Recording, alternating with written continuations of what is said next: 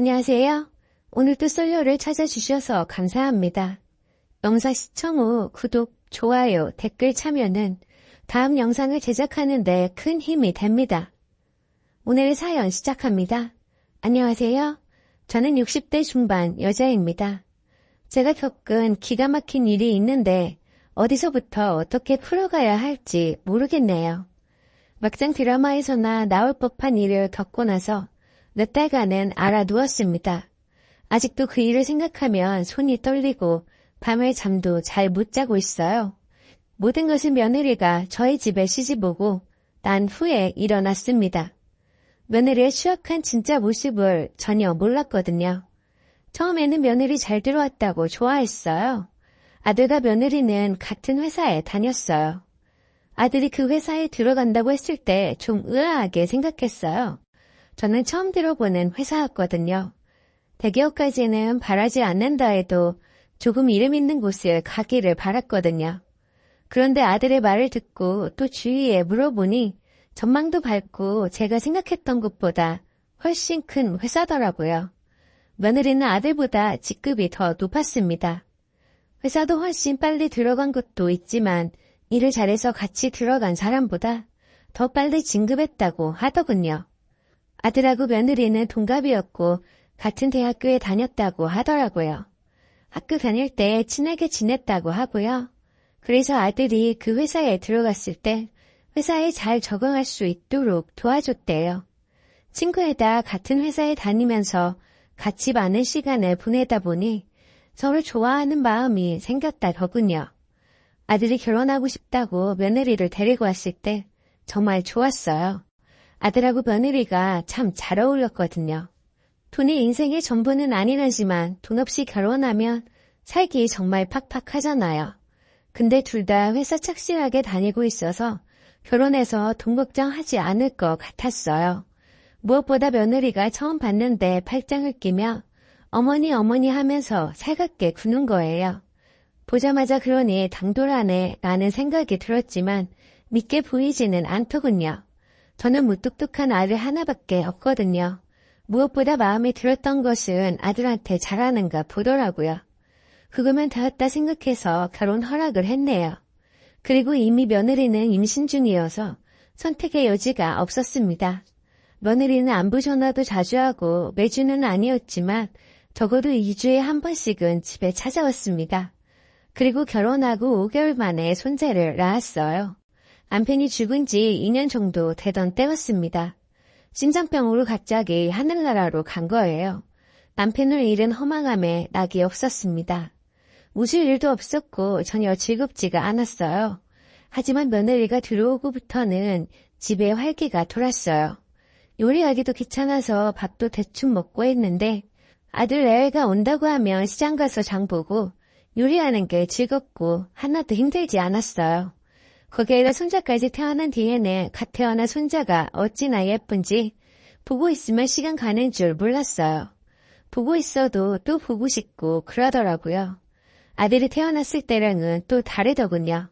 손자에 대한 내리 사랑이 더 깊다라는 말이 그제야 이해가 되는 거예요. 예쁜 아이를 낳아준 것이 너무 고마워서 며느리에게 뭐든 해주고 싶었어요. 그래서 뭐든 가지고 싶은 거 있으면 말하라고 했습니다. 그런데 제게 부담을 지우기 싫었는지 없다고 하는 거예요. 하긴 시어머니한테 뭐 사달라고 선뜻 말하기가 그랬겠다 생각했어요.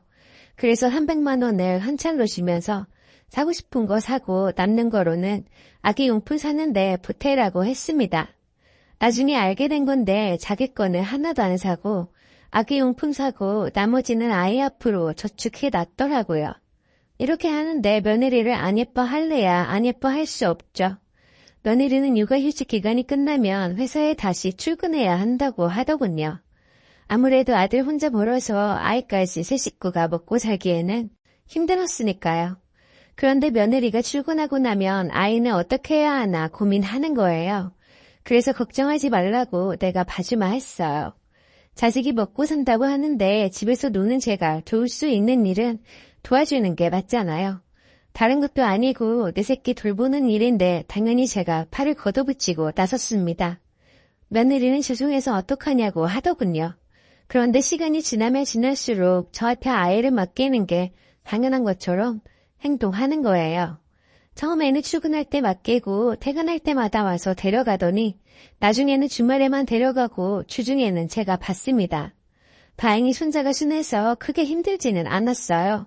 하지만 때마다 아이 분유 타서 먹이고 기저귀 갈아주고 찡얼대면 안아주고 하는 게 보통 일은 아니더라고요. 하루가 어떻게 지나갔는지 모를 정도였어요.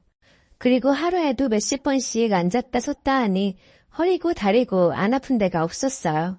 아들 키울 때는 제가 젊어서 힘이라도 있었지 나이 60이 다 되어서 그러려니 정말 힘들었어요. 하지만 이게 다 손자 위하는 것이니 참고 즐거운 마음으로 하자 했지요. 그리 마음을 먹어도 솔직히 힘이 들어서 당장 애를 데리고 가라고 말하려고 전화기를 들었다 놓기를 몇 번 했네요.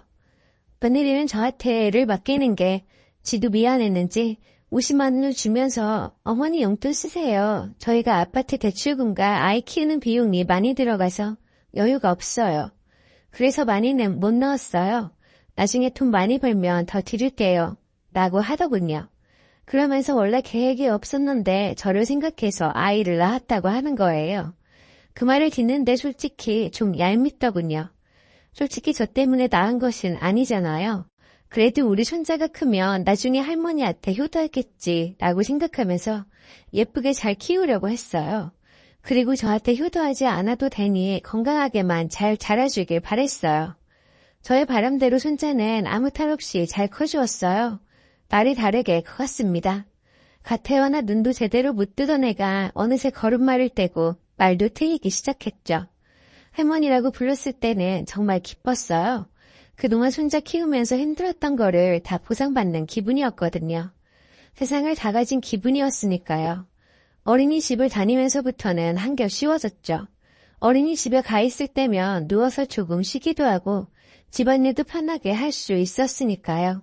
그런데 크면 클수록 손자의 얼굴이 낯설게 느껴지는 거예요. 아들과 며느리는 둘 다 쌍꺼풀이 진해요. 그런데 손자는 쌍꺼풀이 없는 거예요. 쌍꺼풀이 커가면서 생기기도 하니까 이 부분은 그럴 수 있다 쳐도 코나 키, 눈썹 같은 부분까지 어느 하나도 아들과 닮은 곳이 하나도 없는 거예요.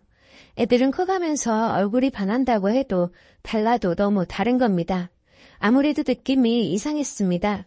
그래서 며칠 동안 혼자 끙끙 앓다가 아들만 집에 불러서 물었어요. 아들은 절대 그럴 리 없다고 화를 내더군요. 그리고 저보고 혹시라도 며느리 있는 데서는 그런 말 하지 말라고 하는 거예요. 그 말을 듣고 좋아할 사람 누가 있냐고 괜히 싸움만 난다고 하더군요. 그리고 앞으로 얼굴 어떻게 볼 거냐고 내 새끼가 틀림없으니까 앞으로 그런 소리 절대 입 밖에 꺼내지 말라더군요. 저는 차분히 이야기하며 설득했어요. 나도 그렇게 생각했는데 느낌이 안 좋다고. 만에 하나가 있으니 이번만 엄마 말 듣고 검사 한번 해보자고 했어요. 내가 없는 말 하는 것도 아니고 한번 보라고 너를 닮은 곳이라고는 한 군데도 없지 않냐고 했습니다. 아들은 손자 얼굴을 보고 한참 생각하더니 알겠다고 하더군요. 아들이 보기에도 전혀 안 닮았다는 생각이 드는가 보더라고요. 아들은 어머니의 뜻이 그러니까 할게요. 하지만 결과 나오면 앞으로 그런 말 절대 안 하실 거냐고 했어요. 당연히 절대 안 한다고 했죠. 아들이 가는데 뒷모습을 보니 어깨가 축 처진 것이 마음이 아프더라고요. 제가 괜히 쓸데없는 노파심에 일만 만든 것은 아닌지 싶더군요. 또 아들을 보내고 손자 얼굴을 보는데 괜히 미안한 마음이 드는 거예요. 손자는 제가 그런 생각을 하고 있는지는 모르고 환하게 웃더라고요. 그래, 설마 아닐 거야. 너는 누가 뭐래도 내 아들의 자식이야. 할머니가 의심해서 미안해 라고 생각하며 꼭 안아주었어요. 아이를 안으니 모든 의심이 사라지고 머릿속이 개운해졌어요. 그런데 한 달 정도 뒤에 아들이 술을 먹고 잔뜩 취해서 집에 온 거예요. 그리고 울면서 제게 검사 결과지를 주더군요. 설마 했는데 아니라고 나온 거였어요. 순간 뒤통수를 얻어맞은 것 같았어요. 엄청난 충격이었어요. 그래서 어떻게 할 거냐고 했더니 모르겠다고만 하더군요. 며느리한테 가서 말할 자신이 없다고요. 헤어져야지 뭘 고민하냐고 했죠. 그때 아이가 칭얼대는데 안아주지 않았어요. 내 아들의 자식이 아니라니까 미운 거예요. 며느리에게 전화해서 당장 집에 오라고 했어요. 퇴근하고 집에 온 며느리는 소파에 앉아서 얼굴을 감싸지고 울고 있는 아들의 모습을 보고 무슨 일이냐고 하더군요. 저는 며느리에게 유전자 검사 결과지를 주면서 네가 네 눈으로 직접 보라고 했어요. 그걸 보더니 며느리는 아들이 애 아빠 맞다고 이건 아니라고 검사가 잘못된 거라고 절대 그럴 리 없다고 하더군요. 아들 자식이 아니란 증거가 이렇게 분명한데 거짓말까지 하니 화가 더 나더라고요. 그때 아들이 너가 그렇게 나올 줄 알고 검사를 더 해봤는데 결과는 같았다고 끝까지 거짓말 하냐고 소리쳤어요. 그제야 며느리는 무릎을 꿇고 잘못했다고 빌더군요. 며느리 입으로 잘못했다는 말을 듣자 저는 이성을 잃었어요. 그럼 누구 자식이냐고 소리쳤어요. 며느리는 아무 말도 하지 않는 거예요. 그래서 며느리를 붙잡고 흔들면서 빨리 말하라고 했어요. 그런데 며느리는 울면서 잘못했다는 말만 하더군요. 마음 같아서는 뺨이라도 때리고 싶었지만 옆에 아이가 있어서 그러지 못했어요. 한참 동안 닭을 쳤지만 아무 대답도 못 들었어요. 더 이야기해봤자 싶더군요.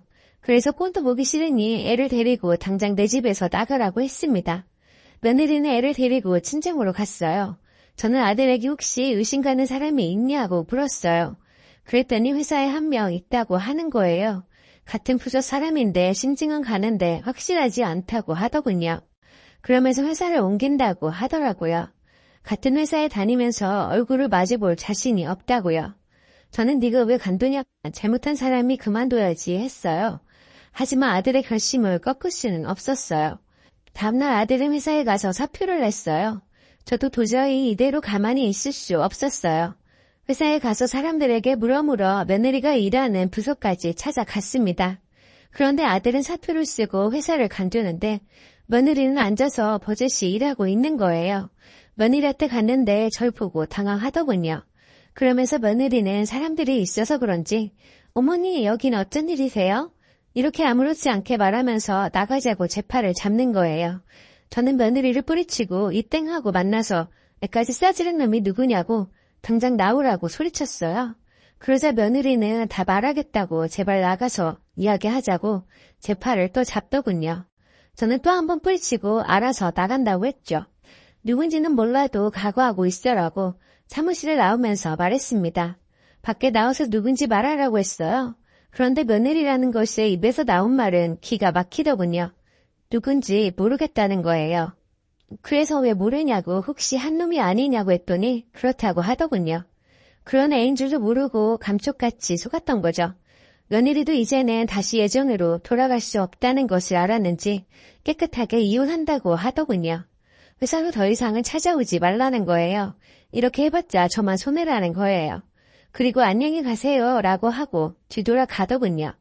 내 아들을 이혼하게 만든 것도 모자라 평생에 씻을 수 없는 상처를 주고 또 회사도 간두게 만들어 놓은 주제에 그딴 식으로 뻔뻔하게 나오니 화가 나더군요.